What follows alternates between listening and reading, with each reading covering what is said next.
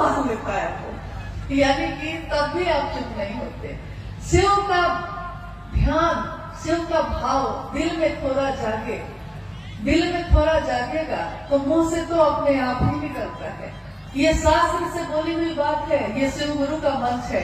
बोलिए, आपने कभी किसी को विद्वान, बड़े बड़े विद्वान को आके यहाँ बोलते सुना है? कभी नहीं सुना होगा। हमारे गुरुभाई गुरुबानी बोलते हैं, वही भजन गाते हैं, वही चर्चा करते हैं, वही संचालन करते हैं। यानी शिव शिष्यों की ये दुनिया, हाय रे ये दुनिया, हरिंदर की दुनिया, एक हरिंदर निहाल सारी दुनिया। कैसी दुनिया उन्होंने बनाई है, जिसमें कोई शास्त्र नहीं पढ़ा हमने, कोई किताबें नहीं पढ़ी हैं। कितने लोग तो अनपढ़ हैं, दुनिया जिसको कहती है गंवार वो भी है। लेकिन जब महादेव की बात करना शुरू करते हैं तो लोग ठहर के सुनते हैं कि कौन बोल रहा है ये, भैया ये कहाँ से सीखा आपने, वो कहता है, पूछता है। और भैया या दीदी कहती हैं कि भाई ये तो भैया साहब भैंदर जी का बात है जो हम कह रहे थे। तो उसने कहा कि क्या एक एक लाइन उन्होंने कही है?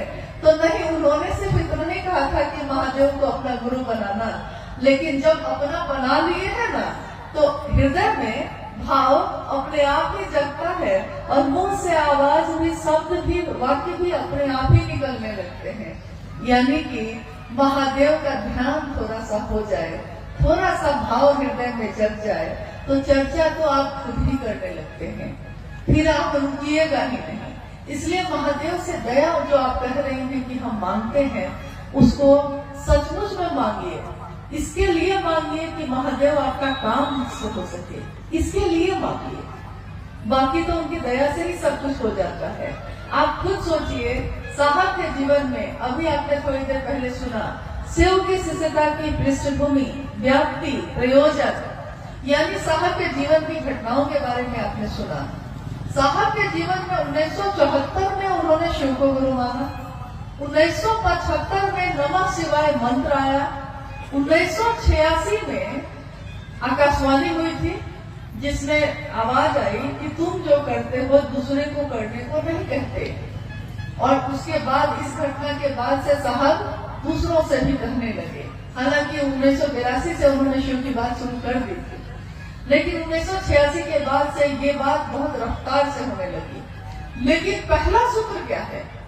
क्योंकि कहा जाता है कि गुरु का आदेश शिष्य के जीवन का आधार होता है। तो इस तरीके से तो आकाशवाणी जो हुई थी, गुरु का आदेश तो वही था, पहला सूत्र तो वही होना चाहिए था। लेकिन पहला सूत्र क्या हुआ? शिव से दया मांगना। यानी शिव से दया मांगना। साहब ने कहा कि मैंने अपने जीवन की घटनाओं से ये समझा है कि ये नमः शिवाय का आना और जाना, ये भी शिव की दया है। ये आकाशवाणी का मुझको प्रेरित करना महादेव के काम को करने का, ये भी महादेव की दया है। मेरे मन में इस श्लोक का गूंजना कि गुरु र ब्रह्मा, गुरु र विष्णु, गुरु र देवो महेश्वर, गुरु साक्षात पर ब्रह्म तस्मै श्री गुरुवे नमः। और मेरे मन में गुरु भगवान होते हैं तो भगवान गुरु क्यों नहीं है, भगवान को ही गुरु मान लिया। ये प्रेरणा मेरे मन में भरने वाले शिव की दया है। उस प्रेरणा के बाद मैंने शिव को गुरु मानने के बाद अपनी पत्नी से कहा, उसके बाद दुनिया के लोगों से कहा, नमः शिवाय आया, आकाशवाणी आई, दुनिया में लोग, कुछ लोग 12 लोग 13 लोग पहले शिव के शिष्य बने, फिर उसके बाद सैकड़ों लोग बने, हजारों बने, लाखों बने। आज शिव शिष्यों की संख्या करोड़ों में है। यहाँ तक कि लोग कहते हैं कि गणना हो सकती है क्या? तो हम लोग कहते हैं कि यह संभव है। क्यों? क्योंकि जैसे ही गणना शुरू करिएगा, इधर से शुरू कीजिएगा कि तब तक तो दूसरा लॉट जारी है। मतलब अभी 5 आदमी का किया है तो 10 आदमी तो और घोषणा होकर रेडी है। कितनी की गणना करिएगा, कितनी की गिनती करिएगा? तो देखिए, गणना नहीं हो सकती, इतने शिव के शिष्य हैं। किसके कारण हुआ? तो पहले सूत्र में साहब ने कहा कि शिव की दया के बिना यहाँ कुछ भी नहीं हो सकता, यहाँ करने जैसा कुछ भी नहीं है। मात्र महादेव की दया ही करने लायक है।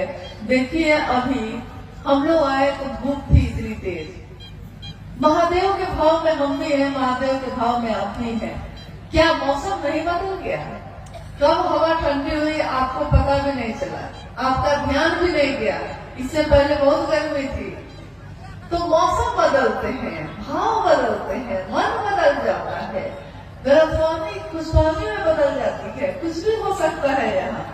तो महादेव की दया से सब कुछ हो सकता है। तो पहले सूत्र में साहब ने कहा कि महादेव की दया ही शिष्य के जीवन की शुरुआत करता है। अगर नींव का पत्थर मजबूत हो तो उसमें कितनी भी बड़ी इमारत बनेगी वो मजबूत होगी। नींव का पत्थर यानी कि घर जब हम बनाते हैं तो घर बनाते समय नीचे नींव बनाते हैं, तो नींव बहुत मजबूत बनाते हैं, क्योंकि हम कहते हैं कि नींव मजबूत होगा तब ना दीवार भी मजबूत होगी। तो शिव से दया मांगना उसी नींव की तरह है। अगर शिव से दया मांग लिया है ठीक से, मन से, इसके लिए कि आपका काम हो सके, तो चर्चा तो आप ढूंढाल करिएगा और नमन में तो आपका मन दिन रात रहेगा ही रहेगा। इसके सिवा और कोई चारा नहीं है। अब क्या आएगा? हाँ, एक अंतिम जिज्ञासाएं तो बहुत हैं, लेकिन हम सभी समय में बंधे हैं, इसलिए एक अंतिम जिज्ञासा है कि हम गुरु भाई बहनों, हम गुरु भाई गुरु बहनों के जीवन में महाशिवरात्रि का क्या महत्व है? हम लोग महाशिवरात्रि क्यों मनाते हैं? हम सभी गुरु भाई गुरु बहन यानी शिव के शिष्य, हम सभी गुरु भाई गुरु बहनों के जीवन में महाशिवरात्रि का क्या महत्व है? हम महाशिवरात्रि क्यों मनाते हैं? जब साहब मधेपुरा में रह रहे थे उसी समय मां नीलमानंद जी ने कहा कि हमने शिव को गुरु बनाया है तो हम लोग को शिव के लिए कुछ करना तो चाहिए, तो हम क्या कर सकते हैं? और कमरे में कुछ लोगों के साथ शिव चर्चा शुरू हो चुकी थी। तो साहब ने कहा कि भाई क्या किया जाए बताओ। मां नीलम ने कहा कि शिवरात्रि का आगमन हो रहा है, क्यों नहीं हम सभी जो कुछ गुरु भाई गुरु बहन हैं हम मिलकर शिवरात्रि का आयोजन करें। तो साहब ने कहा कि ठीक है किया जाए, लेकिन उस समय ज्यादातर जगहों पे हरे रामा हरे कृष्णा का बोल चलता था। यहाँ तक कि माँ दुर्गा के मंदिरों में भी, शिव के मंदिरों में भी हर जगह हरे रामा हरे कृष्णा होता था। तो साहब ने कहा कि यार इन महाशिवरात्रि का आयोजन है, शिव की पूजा करेंगे, लेकिन बोल क्या होंगे, हम बोलेंगे क्या उसमें? तो मां नीलमानंद जी ने लिखा हरा भोला भोला भोला भोला हरा हरा हरा शिवा शिवा शिवा हरा हरा। और इसी धुन पे उस समय शिवरात्रि का आयोजन हुआ। सभी लोगों ने इस धुन पे को गाया। उसके बाद साहब आ गए पटना में जो उनका घर था वो छोटा सा फ्लैट था। तो अगले बार जब शिवरात्रि का आयोजन हुआ तो मां नीलमानंद जी ने कहा कि क्यों नहीं इसको बाहर मैदान में किया जाए। तो फिर उन्होंने इस आयोजन को जो सामने ऑफिसर्स फ्लैट के सामने मैदान था उसमें किया, और उसी में जो छोटा सा माइक लगा हुआ था हरा बोला करने के लिए, जब कुछ देर का हरा बोला हो गया तो उस समय हरा बोला की समाप्ति के बाद उसी माइक से साहब ने जो लोग वहां जमा थे उन लोगों के बीच शिव की चर्चा की। तो साहब कहते हैं कि शिवरात्रि एक ऐसा प्लेटफॉर्म है, एक ऐसी जगह है जहां आपने, साहब ने कहा कि आपने देखा होगा कि जब बच्चे नदी में कूदते हैं तैरने के लिए या स्विमिंग पूल में कूदते हैं तो बहुत ऊपर में लकड़ी का एक टुकड़ा लगा रहता है।